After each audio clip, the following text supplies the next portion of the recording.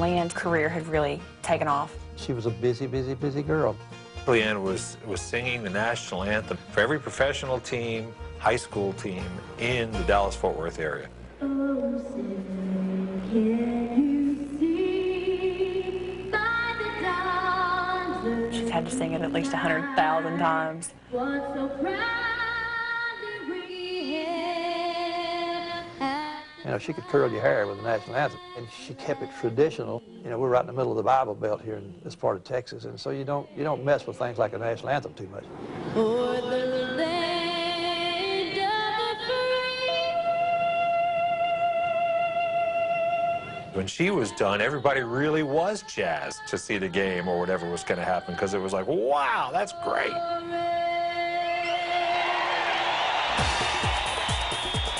Belinda and Wilbur felt as though at this point that she really needed someone that was able to manage her career for her, and so at that point they brought on a manager for LeAnn.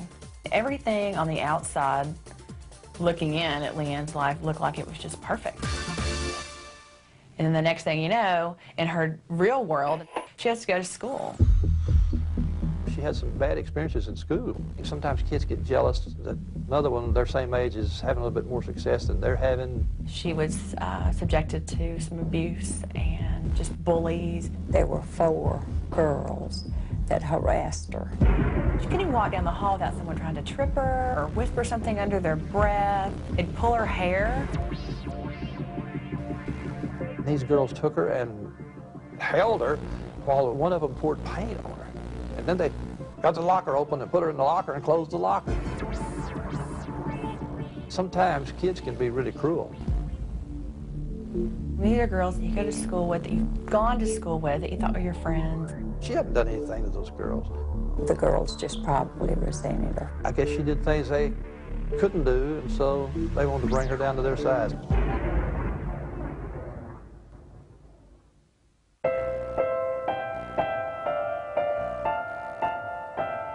She comes home every day in tears. She was afraid to go to school. For her parents to see her go through that pain, they knew it was time to do something. She just could not go back and be subjected to that kind of abuse. She was homeschooled from that time on. The trade-off was worth it for LeAnn. I mean, she knew that this is what I'm going to have to do to get to where I want to be.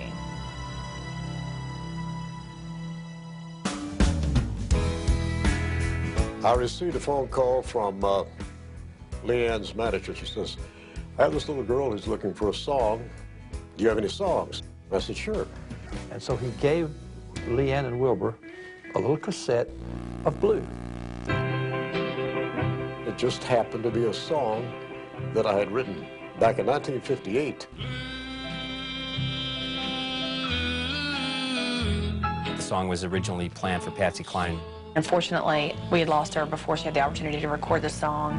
Why can't you be blue? Bill hung on to the song and thought, you know, there'll never be anyone that could come in and record this song now. I mean, that was for Patsy. I couldn't see it working, but I thought, well, we'll be friendly and take the tape over, you know, get a free cup of coffee. And so they cue it up after they get home and listen to it. And Wilbur says, that's a piece of trash, and threw it in the trash. Wilbur didn't like the song. LeAnn said, wait, Daddy, let's hear it one more time. So he gets it out, plays it again, and he said, it's still a piece of trash. So she digs it out herself and takes it to her room. And she listens to it again. Oh, I'm blue. She fell in love with the song. LeAnn told her daddy, let me do Blue, I want to do Blue. So the father compromised and the song was done.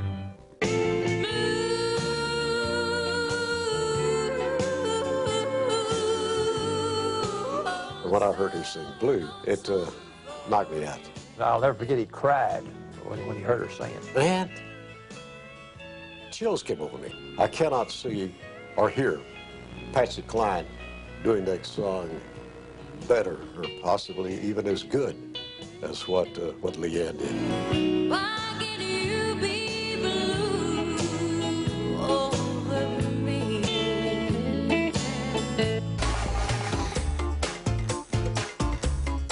I remember when they had gone in the studio and recorded All That. All That was a good CD. It was, you know, a first attempt. It was just, you know, from a grassroots level. Blue was the select song. And they were selling it locally at the Johnny High Show. Wilbur, he'd always bring in a little box of, maybe 30, 40, 50. People were just lined up around the building trying to get a hold of all that. Everybody wanted one. She was an 11-year-old singing sensation from Garland, Texas.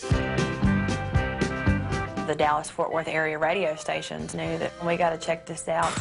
Here's the beautiful one with Blue. LeAnn would come in with her own cassette of just a music bed. She would just start singing to the track of the music, perfectly on key, all the way through, get to the end, and then just start laughing and say, how about that? She had a certain amount of self-confidence. It wasn't a cocky kind of self-confidence. It was just that she knew she could really sing. And LeAnn would say, don't mention my age. I don't think everybody needs to know I'm 11 anymore. I'm going places. Now she's competing with the big boys. She had to go up against the established people in town who weren't going to give any ground. I mean, Garth and the Dixie Chicks were playing, 5 days a week. She could hold her own with anybody. The next step for her, of course, was to land a record deal. She had the opportunity to go and perform in front of Jimmy Bowen, owner of Liberty Records. I told Jimmy Bowen that LeAnn could hold her own with Reba. That's the best thing I could think to say, that would get his attention. And he said, well, send her up here. She was a little nervous. I think she was a little worried. This one's got to count. Jimmy Bowen is a very honest person. He's a producer. He's a professional. And he'll tell you what he thinks. So LeAnn goes in and performs for Jimmy and sings some of her favorite songs that she knows that she would perform well.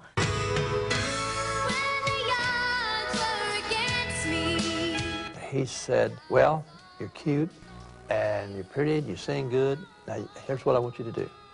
Go home and, go to school, get your education, then start singing.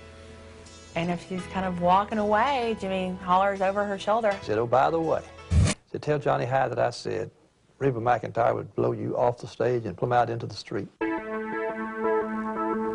Something like that can destroy a person. That really was devastating. And that sadness turned into anger, and she got mad. She said, you know what he's talking about. I'm so going to prove you wrong. I know what I do, and I know how good I do it. It really, really propelled her into moving forward quickly. LeAnn was willing to do whatever it took. I mean, she knew where the goal line was, and she's going for it.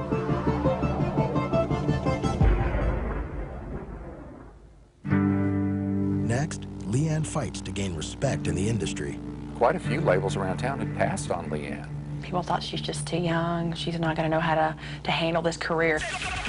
Then gets heat from the media. There's a line in the song that says, I'm going to have my breakfast with pink champagne. That one really got a lot of grief. The minute radio stations heard that, the red flag goes up. She can't talk about drinking pink champagne.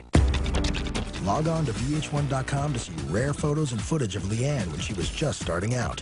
And check out early photos and footage on all Driven artists.